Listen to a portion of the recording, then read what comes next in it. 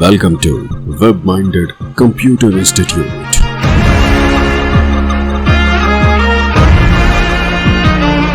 Then like, subscribe and share. अगला जो group हमारे पास अवेलेबल है वो एक्सपेंसेस इनडायरेक्ट या इनडायरेक्ट एक्सपेंसेस के नाम से हमारे पास ग्रुप है। यहाँ देखें आप, एक्सपेंसेस इनडायरेक्ट या इनडायरेक्ट एक्सपेंसेस दोनों सेम नेचर को रिप्रेजेंट करते हैं। वे सभी एक्सपेंसेस जो हमारे प्रॉफिट एंड लॉस को, नेट प्रॉफिट एंड लॉस को कैलकुलेट करने में प्रयोग किए जाते हैं, वे आपके इनडायरेक्ट एक्सपेंसेस या एक्सपेंसेस इनडायरेक्ट कहलाते हैं। जैसे डेप्रिसिएशन अकाउंट, सैलरी अकाउंट या इलेक्ट्रिसिटी बिल अकाउंट, इस तरह के एक्सपेंसेस जो आप बिजनेस एक्सपेंडिचर में करते हैं और जो हमारे प्रॉफिट एंड लॉस नेचर के रहते हैं, जिससे हम प्रॉफिट एंड लॉस को आसानी से कैलकुलेट कर सकते हैं, वे सभी के सभी इनडायरेक्ट एक्सपेंसेस या एक्सपेंसेस इनडायरेक्ट नेचर के अंतर्गत प्लेस किए जाते हैं। तो वो सभी लेजर्स, एग्जांपल मुझे डेप्रिसिएशन का लेजर बनाना है तो मुझे वो एक्सपेंसेस इनडायरेक्ट या इनडायरेक्ट एक्सपेंसेस के अंतर्गत बनाऊंगा मैं। ध्यान रखिएगा, आप एक ही प्रोसेस को फॉलो करें, दोनों सेम ही नेचर को रिप्रेजेंट करते हैं। तो आप एक्सपेंसेस इनडायरेक्ट प्रयोग कर लें या इनडायरेक्ट एक्सपेंसेस, तो पूरी की पूरी जब आप कंपनी बना रहे हैं तो उस टर्म्स में आप एक ही प्रोसेस को फॉलो करें, दोनों में से किसी को भी आप फॉलो कर सकते हैं। नेक्स्ट ग्रुप जो टैली प्राइम में हमारे पास अवेलेबल है, इनकम इनडायरेक्ट या इनडायरेक्ट इनकम।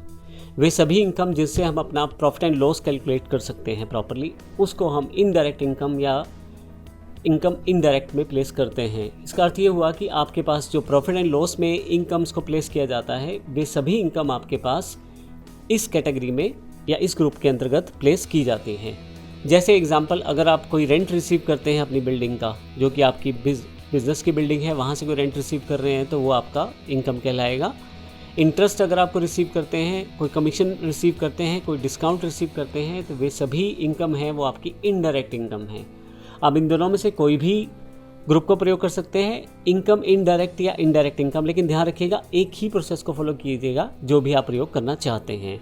अगला जो ग्रुप हमारे पास है वो है फिक्स एसेट्स के रूप में। फिक्स एसेट यानी कि इमूवेबल प्रॉपर्टीज़, इसमें आपकी टेंजिबल इंटेंजिबल दोनों तरह की एसेट्स कवर की जा सकती हैं। जैसे प्लांट एंड मशीनरी है, लैंड एंड बिल्डिंग है जो दिखाई देती हैं, वे एसेट्स भी आपकी फिक्स एसेट्स कहलाती हैं। और जो नहीं दिखाई देती, जैसे पेटेंट्स राइट्स हैं आपके या ट्रेडिंग राइट्स हैं, वे दिखाई तो नहीं देते लेकिन वो भी आपकी फिक्स एसेट्स की तरह ही काम करती हैं। हम अपनी आवश्यकता अनुसार चाहे तो फिक्स एसेट के अंतर्गत सब ग्रुप क्रिएट कर सकते हैं और अपनी एंट्रीज को आसानी से वर्कआउट कर सकते हैं। नेक्स्ट जो ग्रुप हमारे पास है इन्वेस्टमेंट्स का।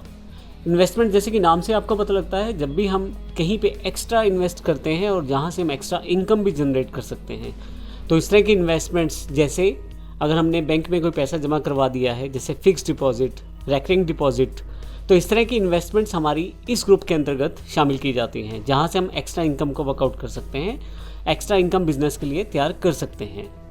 जब भी हम बिजनेस चलाते हैं तो कुछ खर्चे ऐसे होते हैं जो हमें कई बार एडवांस में करने पड़ते हैं। जैसे आप एम्प्लॉयज़ को कुछ सैलरी एडवांस दे दें, यानी कि एडवांस सैलरी अगर आपने दिया है अपने एम्प्लॉयज़ को, आपने कुछ फिक्स एसेट खरीदना था, उसकी परचेज में कुछ अमाउंट एडवांस में दे दिया है, तो ऐसे अमाउंट जो हैं लोन्स और एडवांसेस एसेट्स के अंतर्गत शामिल किए जाते हैं, क्योंकि वो ऑलरेडी आप पे कर चुके हैं, लेकिन है वो अभी तक एसेट्स, क्योंकि उनका यूटिलाइज अभी नहीं किया गया है या उनको प्रयोग नहीं किया गया है। इसी तरह से आपके पास नेक्स्ट जो सेक्शन है वो लोन से रिलेटेड है।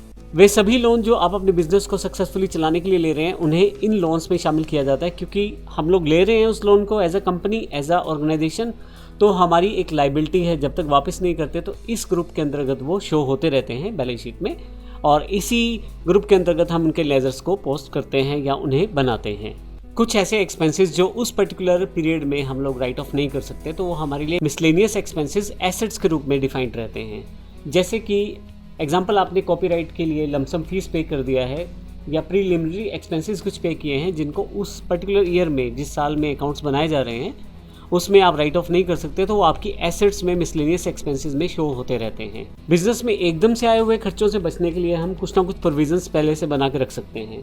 तो ऐसी सारी लेजर्स को जो एक प्रोविजन के तौर पे काम करती हैं, उसे हम प्रोविजंस ग्रुप के अंतर्गत शामिल करते हैं। जैसे एग्जाम्पल के लिए इनकम टैक्स का एक प्रोविज़न हम बना लें, या बैड डेट्स के प्रोविज़न बना लें, या डेप्रिसिएशन का प्रोविज़न बना के रख दें, तो वो सभी के सभी हमारे पास प्रोविज़न ग्रुप के अंतर्गत शामिल रहते हैं।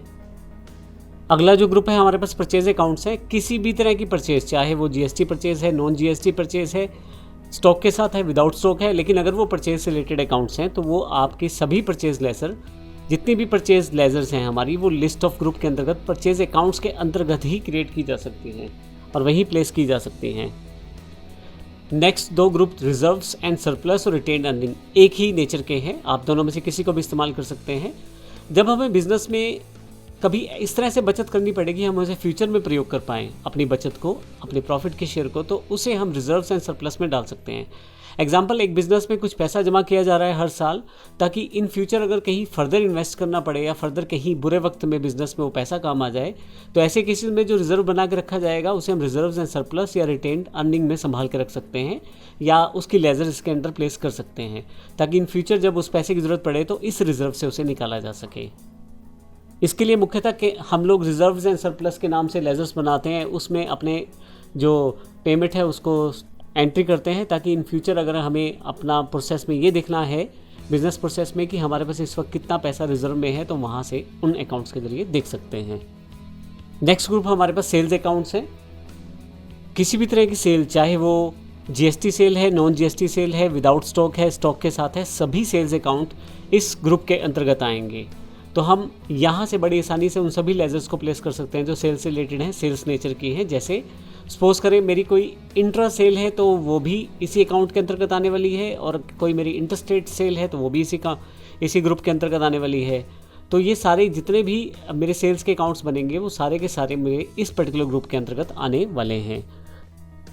जैसा कि आपको पता होगा, जीएसटी में अलग अलग दर की सेल रहती है, तो ऐसे केसेस में जीएसटी जो हमारे पास स्पेसिफिक दरें होती हैं, स्पेसिफिक परसेंटेज हमारी होती हैं, उनके अकॉर्डिंग हम सेल्स अकाउंट क्रिएट कर सकते हैं, जिनको आने वाले एग्जांपल्स में भी देखेंगे, ताकि हम हर एक तरह की क्लासीफाई सेल को एक जगह पर समराइज रूप में देख पाएँ। नेक्स्ट हमारे पास जो ग्रुप है वो सिक्योर्ड लोन है, और सबसे लास्ट में एक अनसिक्योर्ड लोन भी है। मैं दोनों को यहीं पे क्लियर कर देता हूँ। सिक्योर्ड लोन्स ये वो लोन रहते हैं जिसमें हम लोन लेते वक्त कुछ प्रॉपर्टी डॉक्यूमेंटेशन या कुछ एफिडेविट्स या कुछ सिक्योरिटी रखकर लोन लेते हैं। तो ऐसे केसेस में मान लीजिए मैंने किसी बैंक से, किसी व्यक्ति या किसी सोसाइटी से लोन लिया और अपना प्लॉट या अपनी बिजनेस की प्रेमिसेस या कुछ दुकान वगैरह के कागज़ वहाँ डॉक्यूमेंट गिरवी रखे, तो ऐसे केसेस में जो मैंने लोन लिया है वो सिक्योर्ड लोन है। अनसिक्योर्ड लोन वो लोन रहता है जिसमें मैं किसी भी तरह की सिक्योरिटी नहीं दे रहा, जैसे किसी प्रॉपर्टी के डॉक्यूमेंटेशन वहाँ नहीं दे रहा, और विदाउट किसी प्रॉपर्टी के डॉक्यूमेंटेशन के मुझे वो लोन मिल जाता है। तो ये जो लोन रहते हैं ये अनसिक्योर्ड लोन रहते हैं। इसमें सिक्योर्ड लोन और अनसिक्योर्ड लोन में सिर्फ यही फ़र्क रहता है कि सिक्योर्ड लोन सिक्योरिटी बेस्ड होते हैं, आप कुछ प्रॉपर्टी को गिरवी रख के वो लोन लेते हैं, लेकिन अनसिक्योर्ड लोन्स वे लोन होते हैं जो आप बिना किसी प्रॉपर्टी डॉक्यूमेंटेशन के ले लेते हैं।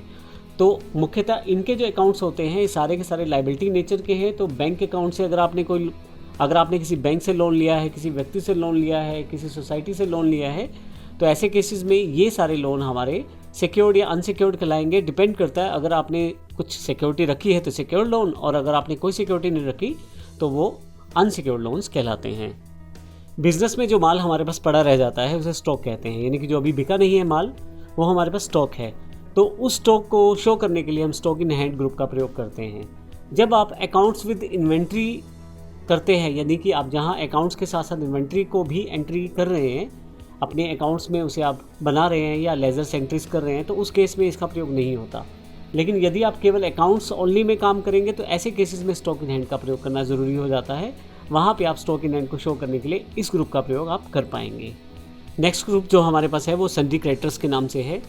जब हम किसी से परचेज़ करते हैं और उधार परचेज़ करते हैं तो ऐसे केस में हमें पैसा वापस देना होता है, तो ये एक हमारी लायबिलिटी रहती है। तो ऐसे केसेस में वे सभी व्यक्ति, कंपनियां या फर्में जिनसे आपने माल खरीदा है और जिसका पैसा अभी देना है, उनकी जानकारी हम सन्ड्री क्रेडिटर्स ग्रुप के अंतर्गत प्लेस करते हैं। यानी कि सन्ड्री क्रेडिटर्स में वे सभी लेजर्स आती हैं जिन लोगों से आपने माल खरीदा है और उधार खरीदा है।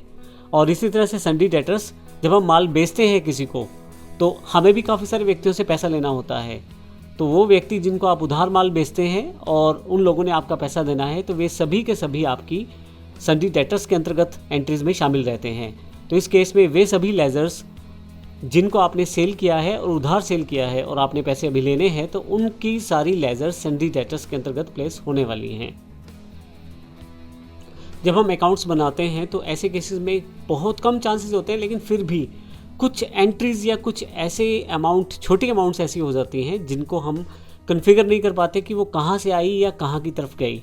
तो ऐसे केसेस में जब हम ट्रायल बैलेंस बनाते हैं अपने अकाउंट्स में तो कहीं ना कहीं कुछ डिफरेंस रह जाता है। कभी लेफ्ट साइड पे यानी कि डेबिट साइड डिफरेंस रह जाएगा या कभी राइट साइड यानी कि क्रेडिट साइड पे डिफरेंस रह जाएगा। तो ऐसे केसेस में अगर बहुत छोटी अमाउंट है और बहुत ही कम अमाउंट की एंट्री है तो हम उसे सस्पेंस अकाउंट में क्रेडिट या डेबिट कर सकते हैं अपने अकाउंट्स के बैलेंसेस को मैच करने के लिए। और बहुत ही कम इसका प्रयोग किया जाता है।